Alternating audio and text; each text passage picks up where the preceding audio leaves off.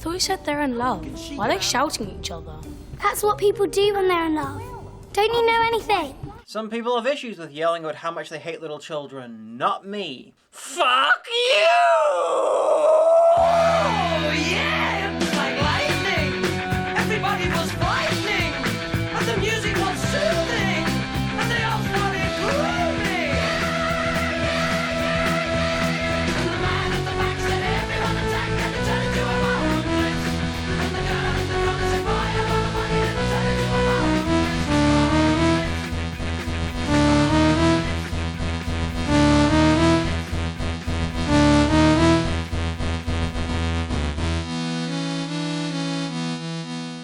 Now, I hate to say this. Actually, no, I don't. I love to say this. This episode manages to have less to do with the poem The Tiger that it was named after than the movie Burning Bright, which features a woman locked in her house with a giant fucking cat. The fairy tale shit begins early. It's broadly the theme of Moffat's here, and this episode in particular. Alas, fairy tale in this goes about as deep as Forest with a kid in it and a story that makes no fucking sense. This girl's being chased. She's little, she's wearing red, and has a hood. My guess is that the riding will be along shortly and hopefully off screen because that'll be horrible. So the whole earth's been covered in trees. Why? I don't want to explain that, but I'm sure I'll have to later on, so be riveted for that.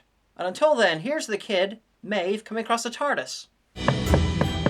Now, this isn't your usual everyday kid runs through the forest and finds a big blue box knocking. Oh no, she's actively looking for the Doctor. Because at this point, it's impressive to find someone who's never heard of him. Please, something's chasing me. Clearly, that something was the camera. Also, ever heard of fear, kid? I thought Miss Oswald told me to find the Doctor. That is an incredible amount of faith to stick on a small girl in a disaster area. It'd be hard enough if he actually lived in London, but he could have been literally anywhere and anywhen. The kid's one of Clara's students, so I'd make this a comment about it being Clara that sent her and how it's an example of her arrogance, that she can't conceive the Doctor not existing to help her out, but Clara apparently didn't have shit to do with it. I thought Miss Oswald told me to find the Doctor, but it wasn't her. It was just in my head. On the plus side, we don't have the companion being a moron. On the other hand, we have telepathy or mental illness or the writer being a moron. Oh, sorry, you missed her hand, Doctor. Please do it again and break some fingers this time. No time for fan service, though, because the Doctor is desperately trying to reach London. You have reached your destination. No, we haven't. And apparently trying voices on the sat-nav. She's only saying it because it's true. And because you didn't shell out the extra 10 quid for Brian Blessed. Gordon's alive! Oh, stop saying that.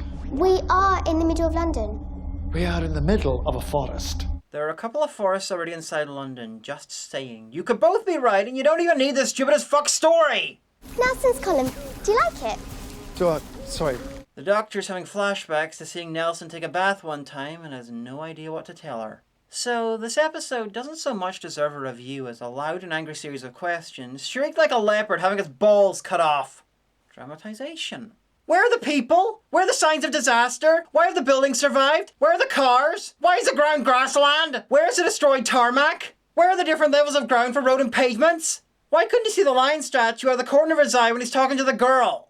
I could go on, but the whole thing would get pretty samey. So I'll just say that I like Capaldi's intro, just not as much as the fan edit that inspired it. After the credits, we are allegedly in the Natural History Museum, and my, those wolves look a bit dodgy. It's like the giant rat and talons of Wang Chiang all over again. Though I'm not sure who was more of an excuse. Talons, which was an overambitious no-budget TV show falling short of greatness, or this, which is allegedly a museum that's not dedicated to taxidermy. Taxidermy! Honestly, Talons probably loses. It's meant to be real. But they did it the sense to keep their monstrosity in the dark. So, draw. The tiger looks like it's yelling at the asshole who stuffed it! Clara and her boyfriend Danny Pink are leading an overnight class trip to the museum. Just them, with all these exhibits worth at least 50p each. Pretty sure the museum would at least provide someone to ensure the children don't draw attention to the world's shittest tree display. Why is this one so fat, miss? That ring is so fat, oh mini Ginge, because of an evil race of bright green flesh-eating bug things that eat people. Ask your dad about the X-Files, he'll explain. So yeah, again, this is meant to be the Natural History Museum in London. In real life, it was designed as a cathedral of science. It's gigantic, has a fuckload of dinosaur skeletons, and a giant fucking statue of Charles Darwin. And that's just in the lobby! Trying to depict it with some shit taxidermy and part of an oak tree is like trying to depict the Eiffel Tower with a 2-foot model made of matchsticks. Honestly, if you can't film in the real place, you really should have just invented a museum. What's the worst that could happen? Well, me complaining about it in a video you'll never see. Such terror. So, did they sleep through all the trees appearing as they ripped through the ground and weirdly not destroying everything in their path? Jesus, either London museums are soundproof or Danny drugged everyone. The museum's also made of titanium because no trees erupted from the ground inside it. How the fuck do the trees know what's outside and inside before erupting all over the place like photosynthetic magma? We can't have been asleep for that long, can we? For how long? Are you seriously idly suggesting you were asleep until the end of the human race and then for the centuries necessary to grow those fucking things? Actually, this is really sad. That makes more sense than what's really going on. One recurring thing in this is that everyone finds out about the trees during the episode. Who knows how many hours after the fact? This is sort of like assuming that Japanese soldiers fighting World War II for 30 years afterwards was a common occurrence. When literally earth-shaking events happen, people, by and large, tend to notice it. Remember when Donna was a joke because she managed to miss everything that happened in New Who until the runaway bride? This has the whole fucking cast like that. It's not a fucking joke! Hey, that bus, is that? Yes, that's an advert for Doctor Who. Is that a joke? Probably. The writing's for an advert for the Maze Runner. It's about a bunch of urgent kids in a city-sized complex that's got an unusual amount of greenery in it. Either that's a joke or someone's got some self-awareness about the quality of the episode they were making. They cover the oceans too? Holy fuck, that's a lot of mangrove trees and sea life impaled on the roots. Okay, fuck the trees. How the hell did those news reports get into orbit? I mean, either that's what's happened or someone on TV has already mocked up a tree world animation for the news. The news that shouldn't be getting out because shit should be breaking down. You were always showing me amazing things. Well, I, Doctor, have finally got something amazing to show you. Yes, well, there are some things that I've never seen. Things like something written by Matthew Graham that didn't make me want to tear out my brain through my anus. So, having made contact with Clara, it's time for the Doctor to find out Taupe's name. Have you got a name at all? Fuchsia. My name's Russet. I found her wandering around the brand new forest. Brand new forest? Yes, it's like the new forest, except even newer. Huh, good line. Pity about literally everything else. I wonder when they're going to explain how Cyan found the Doctor. Small child needs to explain shit or be returned to the embarrassing taxidermy museum as a permanent exhibit. And just in case someone thinks I'm being stupid, I know her name's Maeve, and I know that's not a colour, but I mistyped it as Mauve in the script and then just sort of ran with it. So, her name's now Jade. Anyway, we have some Clara and Danny relationship drama. It can always be safely skipped. Even and especially when it's a central thrust of the episode. Screw you, cyborg zombie shit. London has just been taken over by a gigantic forest. Who do you want to talk to, Monty Don? Saruman, actually. At least he'd do something useful with the wood and we'd have a race of Uruk-hai order about. Anyway, Clara gives him an update on Scarlet's whereabouts, aka the plot of Home Alone 12, Lost in New Forest. He didn't abduct her, she was lost. He found her. Thought you said they're in love. Why are they shouting at each other? That's what people do when they're in love. Don't you know anything? Why do you think you're allowed to talk? Stop trying to act! In fact, if any of you start talking like a middle-aged man who stuck his brain into a wood chipper, again, I want the rest of you to smack them! Anyway, Danny decides to try and get back to somewhere. Could be the school, could be anywhere really. Regardless, it's a much smaller and less important place than the Natural History Museum. A place that they know is safe and has easy access to food, water, toilet facilities, communications, and yes, even entertainment for kids. I mean, haven't they seen The Lamp? Those kids could have minutes of fun being murdered by a genie.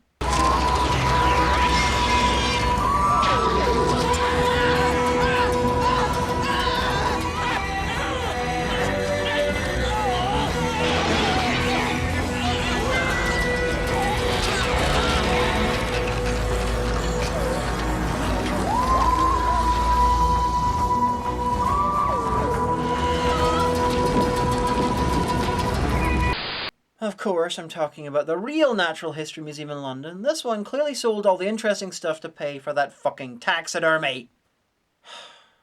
Clara's about to show off her English teacher credentials by talking about Sleeping Beauty.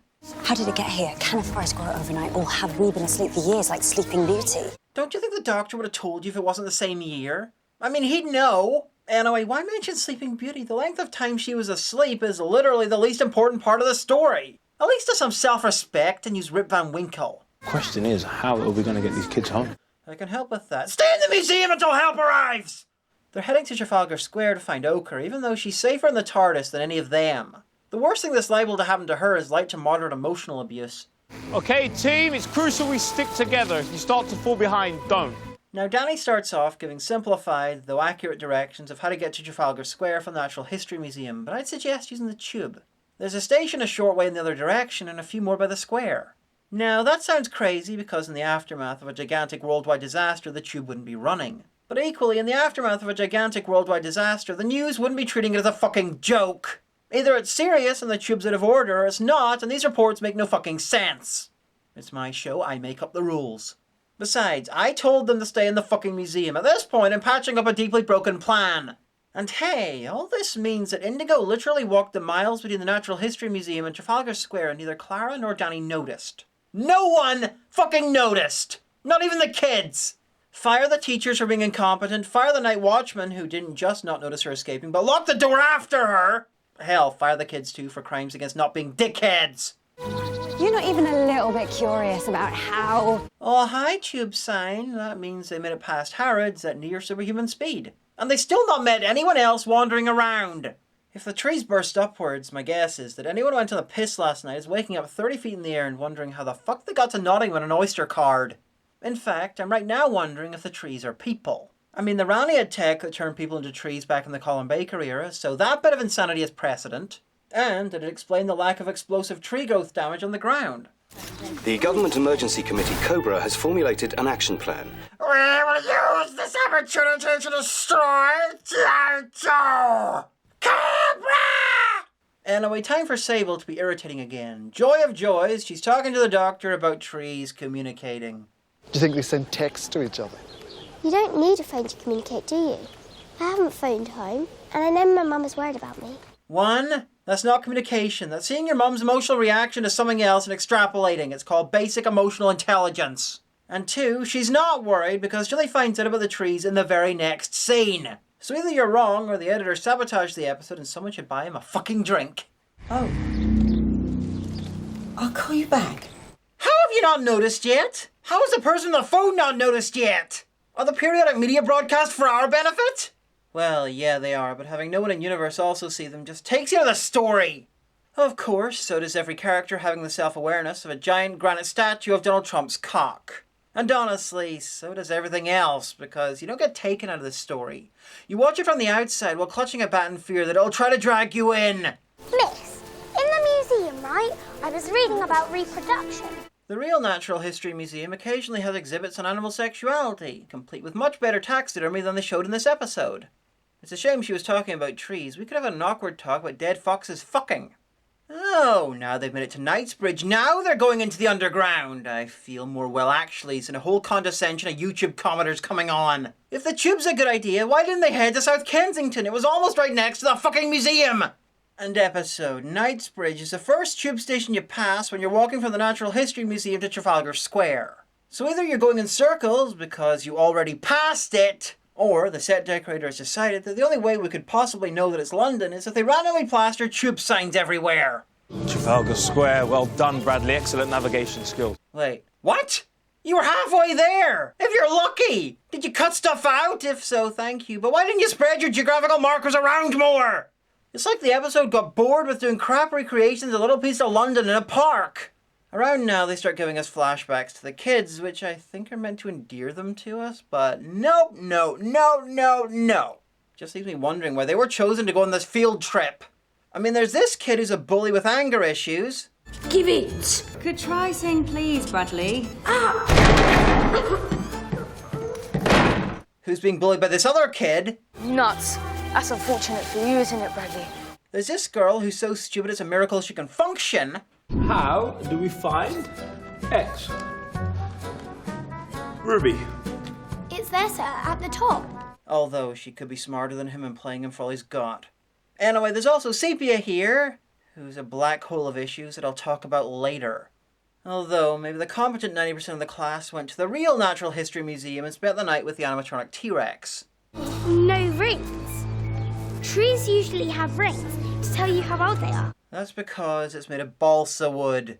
Now, I'm no tree expert, but wouldn't a tree have to do some actual growing to reach that size? Meaning there'd be something like rings? The rings wouldn't mean a year, but a fraction of however long it took to grow. As in, accelerated growth means accelerated ring creation. Unless, I suppose, the tree is literally just poofed into existence fully grown, but that's so stupid that's probably what happened. Now earlier on, some sad bastard could have argued that the disasterness of the situation could have been minimised because the trees haven't destroyed buildings and appeared in places that didn't cause much trouble. Now I'd say bollocks to that, that's fucking stupid, but it could have been argued that it's in keeping with the rest of the stupid on display here. But now we have trees damaging Nelson's column. The trees are causing actual physical damage. People must have died. They just have the decency to keep themselves off screen, so not to burden the story with the ravages of realism. But what use is clever against trees? They don't listen to reason, you can't plead with them, you can't lie to them. Sorry, realism, I'm shifting gears to continuity. Doctor, you talked to, made friends with, and had weird sexual tension with a tree when you were 9. And you did the same again, minus the sexual tension stuff, a couple of years ago! Of course, I can't expect the showrunner to remember stuff from an episode he wrote. That would just be rude. Of course, this could be 12 admitting that the Forest of Cheam were people dressed in dodgy arboreal cosplay and that the Doctor, the Widow, and the Wardrobe didn't happen. In which case, fair enough. How can it be natural for a tree to grow in one night? Exactly what they said about the Ice Age. I hope to fuck that was sarcasm because they didn't. The Ice Age happened gradually. Stop connecting it to this idiocy! Not even Ice Age 5 did that, and I had less thought put into it than this. Or indeed the actual Ice Age. When the Ice Age was here, you lot managed to cook mammoth. Now that there's a forest, you just have to eat nuts. Technically, Doctor, we're in the middle of an Ice Age right now. It's just an interglacial period. Anyway, the Doctor decides that the tree is essentially a time machine, a little piece of the year it was planted that lasted to the present day. I'm not sure if I hope there's a point to this or not. Tree is a time machine. If he's right, then literally everything's a time machine. It's just that most things can only go in one direction, which rather devalues the term. So you're saying it's an act of aggression? By trees. Trees clean the air? That edit was an act of aggression. So the TARDIS now is an infestation of children because someone thought that would be funny and or charming. Doctor, this is Coal Hill Year 8 Gifted and Talented Group. What the round bits for? Clearly their gifts aren't connected to the word performance. Since we saw in the flashbacks that the kids are fucking idiots, I'd say the name's cruel and ironic, but they have a tendency to bring up random shit that might be useful later on. Maybe Coal Hill thinks gifted and talented means deeply stupid Chekhov's walking gun shops. So Taupe left a homework book in the TARDIS. Well, I think it was her. It's her book. But it was with 40 others, so maybe the Doctor's been stealing them. Oh my god, Maeve's gone. Maeve's lost in the forest. Stop pretending you give a shit about her. You didn't even notice she was gone for hours. Maeve's gonna die! Ruby! You have to work on your excited squeals, Doctor. You almost sounded worried there. She's on medication. The child is barely functioning. She hears voices. She's very vulnerable. Oh, that's why you didn't pay attention to her in the museum, you pillock. You people, you never learn. If a child is speaking, listen to it. Oh, like you listen to her? He listened to her more than you. At least when she was close enough to hear him tell her to shut the fuck up. Here we are, the dark, cancerous heart of the episode. The Doctor's telling us that kids who hear voices should be listened to rather than helped and or medicated.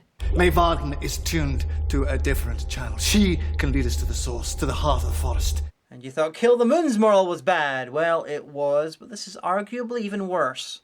This is like if Kill the Moon had a pregnant anti-abortion activist as a main character. Umber's been through a terrible trauma and is hearing voices and is on medication for it.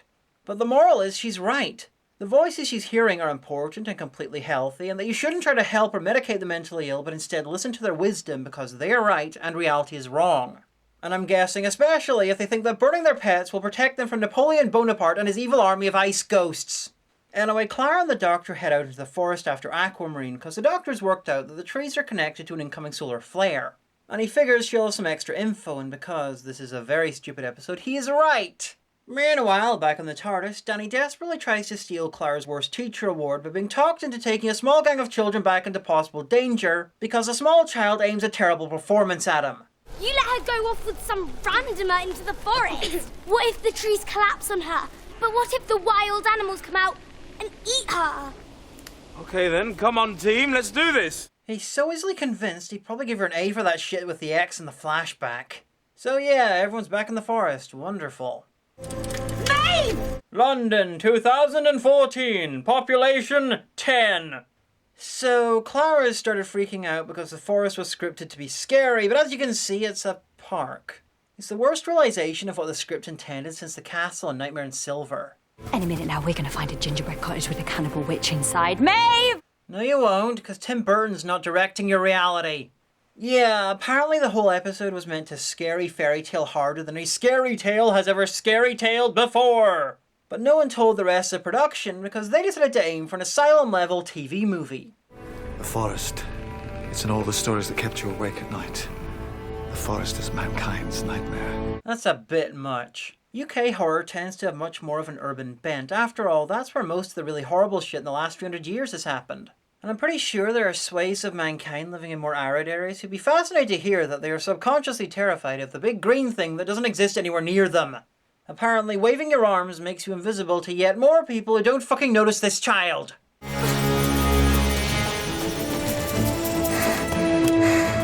Maybe they were distracted by the score that's way too grandiose for this story.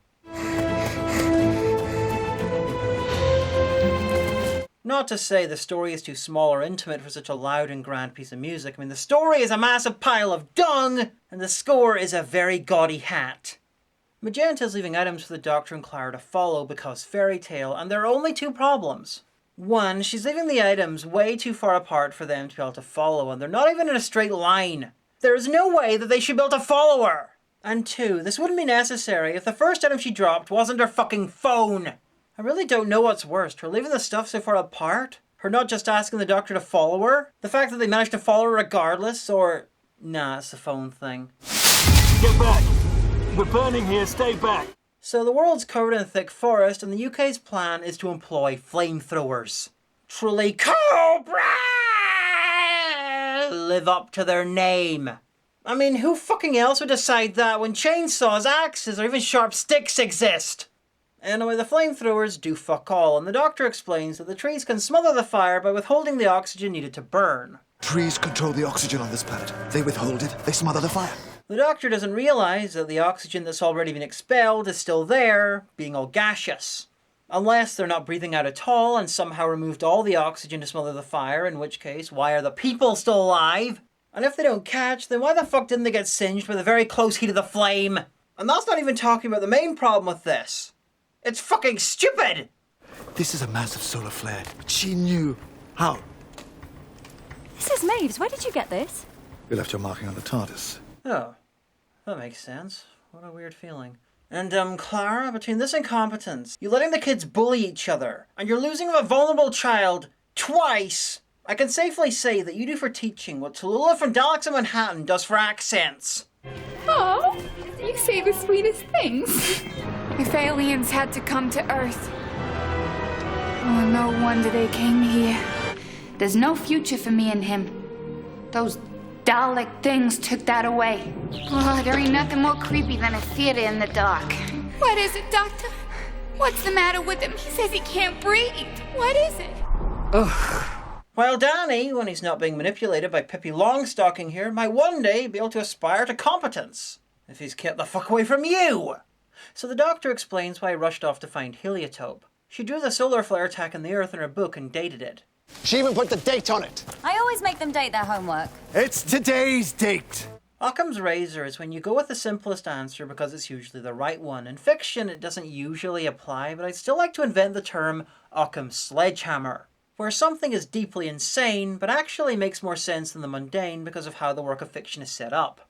Occam's sledgehammer would say that the logical reaction to this is that a slightly future version of Clara left the work in the TARDIS, and the book contains stuff done by Aquamarine after the end of the story. Simple, and fits Doctor Who beautifully. Alas, that's A, not what's going on, and B, they don't even think of the possibility. Okay, you know they're not really gifted and talented, don't you? I just tell them that to make them feel good. They're not actors, but we call them that for similar reasons. And because they might stab us if we don't. Anyway, they're being stalked by a pack of wolves that escaped from the zoo. Okay, that sort of makes sense, but that means the disaster is actually acting like a disaster, which it's clearly not doing 99% of the time. Where are the destroyed buildings, the screams of the injured, the crushed cars, the dead, the dying? Like Kill the Moon, this wants to have its disaster cake and not only eat it but regurgitate it too. Because disasters don't actually disasterize things. People don't die in disasters. Disasters only exist with the backdrop of your story, and we can't have corpses stinking up the happy ending. And about the wolves, I'm pretty sure they don't usually see humans as prey animals, and they'll be used to their keepers and handlers, so why try to eat humans? There's plenty of easier and smaller stuff to go after. They'd have to be pretty damn hungry to go after us, and the zoo is miles from Trafalgar Square, so even if they were after humans, they'd be full by the time they arrived here. This whole bit is nakedly only here so that something fucking happens amid the sea of stupid shit and tedium.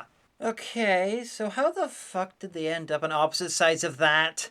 Except, maybe luck and I was right about how badly she fucked up Hansel and Greteling the items. So the wolves run off because someone finally remembered that they should probably have something to do with the poem the episode is named after in the story.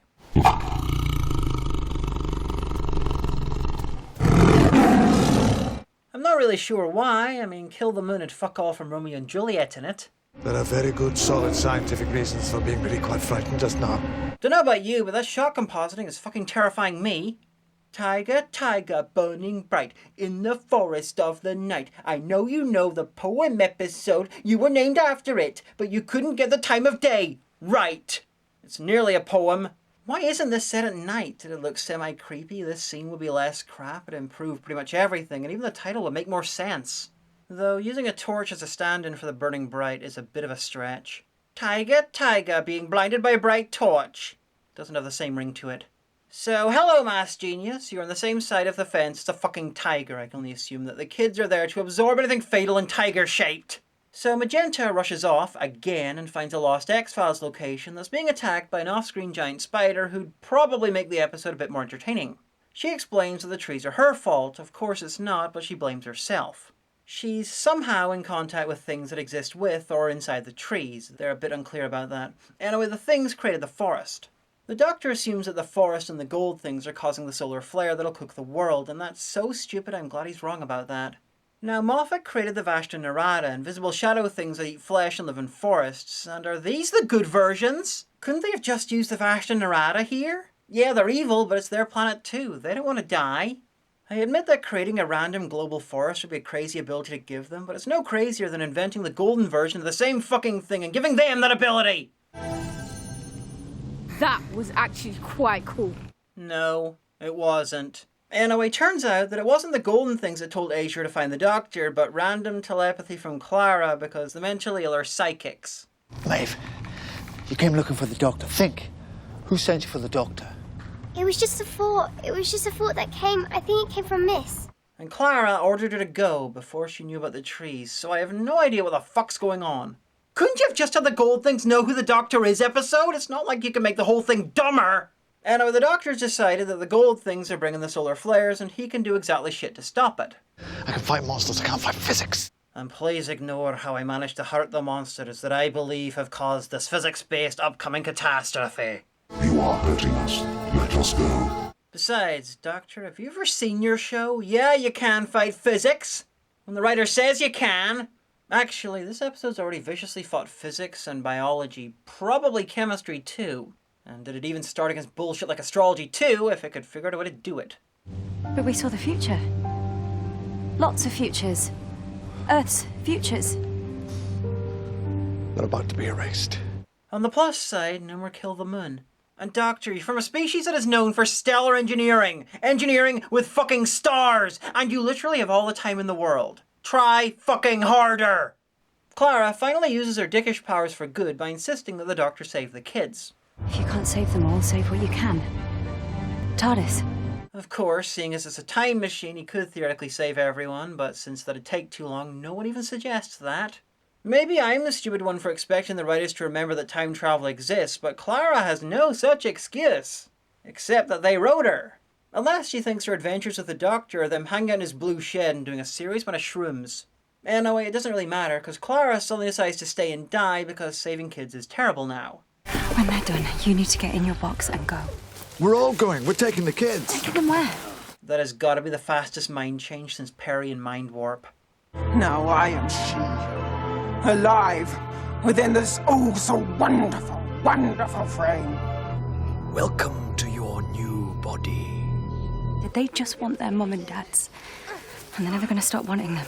The doctor could save those parents too, you vacillating cunt. You literally just suggested saving the kids! Yeah, but I changed my mind. Dead kids are awesome. Change it again. Purple is best. Now I'm a mongoose. Here we are with Kill the Moon 2. Kill harder, moon deader. Clara has decided off the top of her head to kill people with no say in the matter. And it's somehow even worse here because she just suggested saving them. And in Kill the Moon, they legitimately didn't know what the space dragon thing would do. Here they know the Earth is about to be cooked by the biggest solar flare in history. I can save you.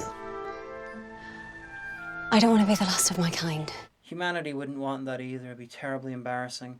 Anyway, what's Clara's excuse for this colossal fucking mind change? Because it's the only way to get you back to the TARDIS. Make you think you're saving someone? Really? You told him we could save kids to get him here? Have you met the 12th Doctor? He went along with that in spite of saving kids, not because of it. You'd have a better chance of getting into the TARDIS by telling him the carcass of every bad child actor in the show's history is stacked in the console room. Of course, it worked, so maybe she knows the 12th Doctor better than me. And pigs can be surgically altered, put into a spacesuit, and fucking fly. Anyway, the Doctor leaves with minutes until the flare, and the government announces that it's going to use industrial defoliant on the trees so they can burn them more easily. Has no one heard of saws? They're at least 8% less likely to accidentally cause a planet-sized wildfire or poison absolutely fucking everyone! Of course, the Doctor figures out what's really going on and instantly returns to grab everyone, because what kind of finale would it be without all those fucking kids? Well, a better one, it just wouldn't fit with the rest of the episode. So, what's going to save the world from the fireball? Trees. Okay, this is where you fly past Whimsy and crash into the Independent Republic of Horrifying. Okay, the trees are going to do an oxygen trick, sort of like the one they used to stop the flamethrowers. You remember, the bit that didn't make sense? In this haystack made of things that don't make sense? Anyway, they're somehow directing all the oxygen high into the atmosphere where the flare will burn it all off and somehow stop. The impact burns off the excess oxygen. Like the earlier bit with trees and oxygen, this is fucking stupid! Now I want to know why the human race are still alive, because if you have so little oxygen at ground level that fires go out, somehow, you have so little oxygen that people should go out too! I'm pretty sure I mentioned all that before, but it's even worse now, because the trees somehow moved the oxygen into the upper atmosphere! You know, I've been looking for a good time to mention this, but I haven't been able to find one, so fuck it, here we go. Solar flares are not made of fire. They're radiation. So none of this oxygen shit makes any sense on any fucking level. That's a fucking achievement! Anyway, I'll forgive them ignoring the shit that a worldwide fire in the atmosphere would cause. After all, they ignored that 2 other times in New Who. Anyway, another parallel with Kill the Moon. They send an impractical message all over the Earth to stop people from cutting, or in stupider countries, burning the trees. And again, this might be more idiotic than Kill the Moon, because that was set in the future, so you could assume they had amazing translation software, so the message might be heard by everyone. Right, we are going to call everyone on Earth and tell them to leave the trees alone. Hey, Earthlings! Leave those trees alone! I started it. I should finish it. You didn't start anything, you daft bent. Oh, another reason this is worse than Kill the Moon. The chance of the world listening is nothing. And the chance of them listening to a random small girl telling them not to damage the disaster woods is somehow even worse than nothing. And holy fuck, you're letting the kids write the message.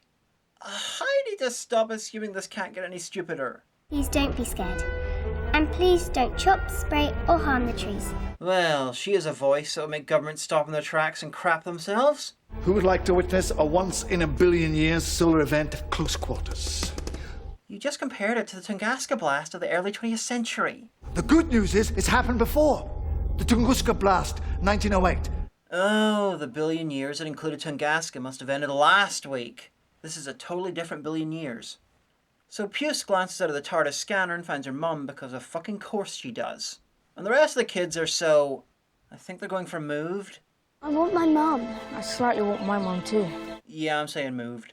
The rest of the kids are so moved by this that they decide en masse to refuse a trip to space and all walk off to find their parents, who they saw yesterday. Have fun running away from the tiger! Just pretend to be a bunch of statues. You're all such bad actors it'll seem your pride of lions. So, we get the disaster. Clara and the Doctor watch from the TARDIS. Slightly awkward if the world was destroyed at this point. What?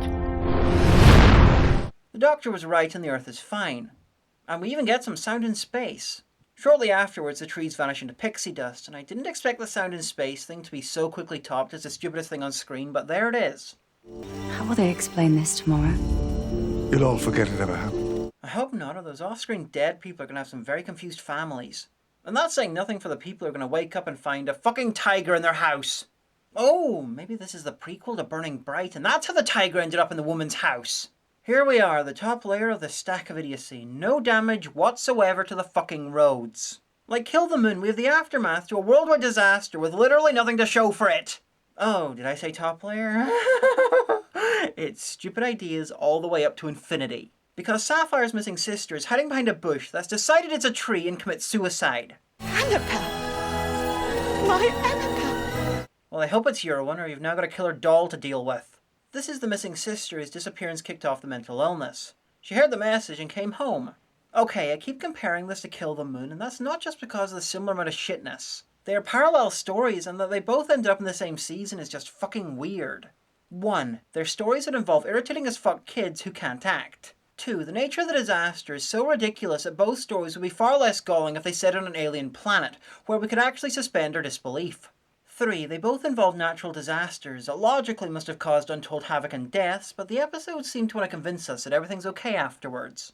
4. Clara cruelly makes murderous decisions for other people, but it's okay in the end. 5. There's a deeply flawed worldwide messaging service. 6. They both contain horrific morals. Kill the Moon was anti-abortion, Forest of the Night is pro not treating mental illness. 7. Both have miraculous happy endings that don't just break suspension of disbelief but shatter it, melt it down and forge it into a massive middle finger. And finally, 8. Both stories steadfastly refuse to have the story have any kind of logical aftermath. Everything's fine afterwards regardless of what the fuck happened. And 9. I know I said 8 was finally, but fuck you, there is no end. They both took their names from other and better pieces of art that had less than nothing to do with what happened in the episode. In the Forest of the Night is from The Tiger by William Blake, and Kill the Moon is a paraphrase from Romeo and Juliet. I'm saying it, this episode is worse than Kill the Moon. Pretty much everything in it is worse here, from logic to guest stars to even basic levels of excitement. Kill the Moon had people being eaten by spider germs. This had people walking in a forest past random items and occasionally sharing the screen with wildlife. Fuck this episode. Fuck it hard. And how the fuck did I write so much about this much nothing? Fuck Forest of the Night. The writer's working on season 10 and I hope he does better. A lot. Fucking better.